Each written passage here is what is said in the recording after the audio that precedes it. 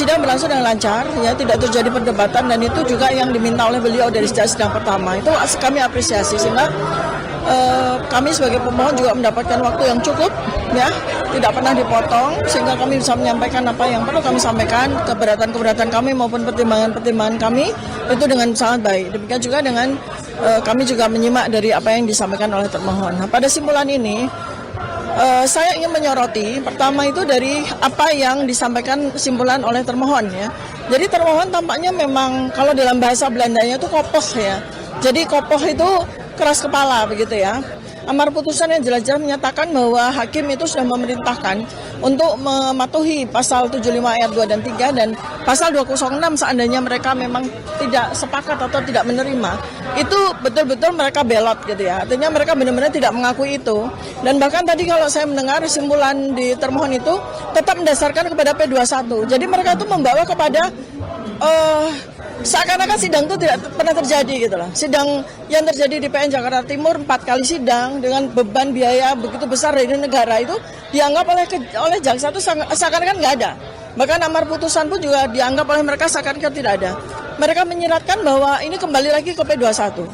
Padahal ini kita sedang menghormati sebuah peristiwa, sebuah proses hukum, prosedur hukum yang betul-betul kita menghormati apa yang ada di KUHP, apa yang ada di KUHP.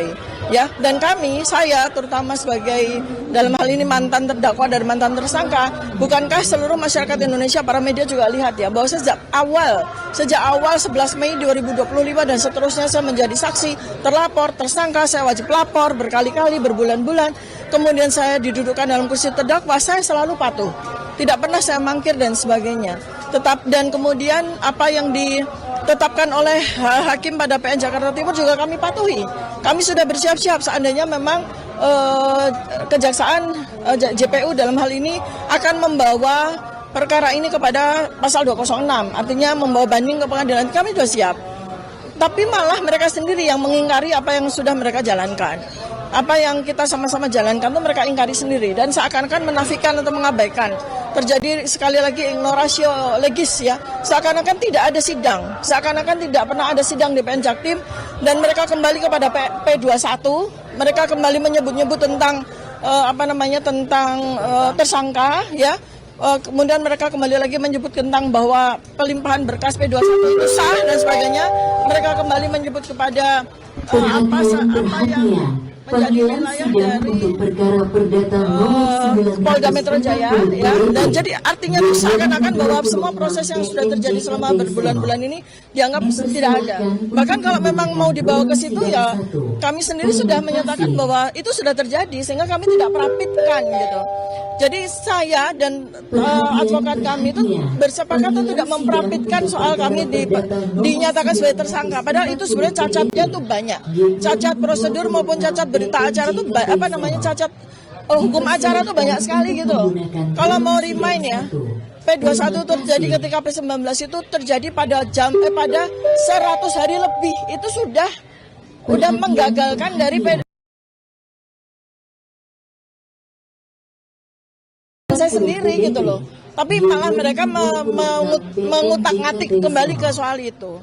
Nah, kemudian saya sendiri, ya, ini ada 10 halaman dari simpulan kami. Yang pertama adalah begini, kami menyatakan, ya, pada simpulan kami bahwa kami itu sangat menghormati hukum. Kami itu sangat menghormati hukum. Semua yang ada pada KUHP dan semua yang ada di KUHP itu sangat kami hormati. Tapi mereka malah tidak menghormatinya. Malah mereka menggunakan undang-undang yang ada di bawah KUHP, seperti SEMA dan sebagainya, ataupun KUHP lama yang sudah kadaluarsa seperti itu malah mereka pakai sebagai pijakan mereka itu, ya. Padahal kami, ya, sekarang sudah sama-sama kita bersepakat bahwa sejak 2 Januari 2026 KUHP baru itu sudah kita jalankan gitu loh. Jadi yang kita pegang ya itu gitu, ya. Kemudian berikutnya lagi lah, apa yang terjadi seandainya pembelotan hukum oleh JPU ini dikabulkan. Saya ini akan menjadi terdakwa sekehendak hati mereka. Padahal saya sudah diputuskan batal demi hukum. Bahkan tersangka pun batal demi hukum karena seluruh berkas perkara itu sudah diminta oleh hakim dikembalikan kepada penuntut umum. Artinya posisi saya sebagai tersangka pun tidak ada gitu loh.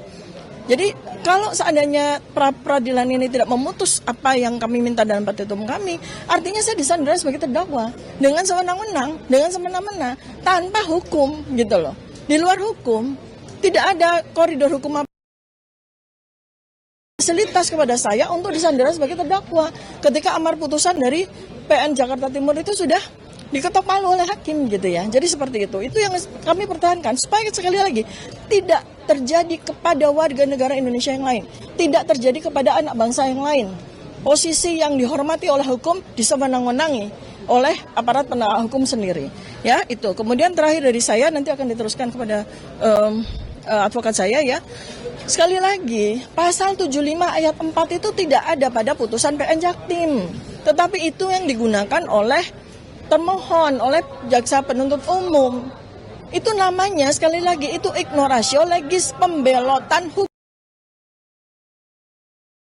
kepada hukum. Artinya kalau memang mereka, sekali lagi ini saya tekan, mereka tidak puas dengan putusan hakim, mereka boleh menggunakan pasal 206. Itu loh. Banding. Kenapa mereka tidak, yang menjadi pertanyaan kami adalah mengapa mereka bersikeras tidak mau menggunakan pasal 206.